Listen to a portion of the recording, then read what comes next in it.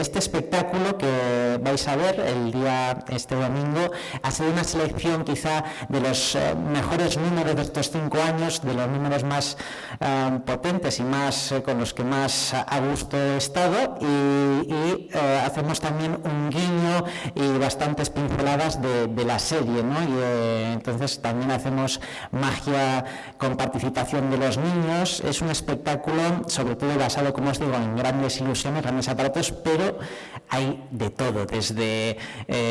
algo de hipnosis, magia muy participativa con niños, muy divertida, muy graciosa, pero sobre todo intento mezclar varias emociones, entonces que haya emociones de risa,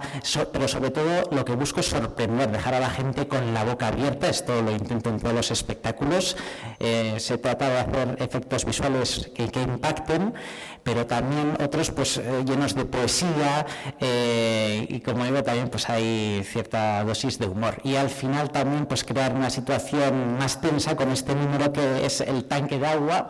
que quizá que es uno de los números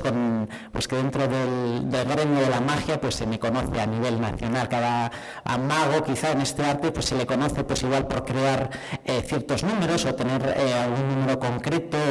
y yo fui uno de los primeros que hizo pues aquí en España este número, que es un número muy arriesgado, quizá que pocos magos se pueden o se atreven a realizar en directo por quizá pues la envergadura que lleva. Entonces tenemos un tanque con más de 300 litros de agua en el cual estoy atado y encerrado, y tengo menos de 3 minutos para escaparme.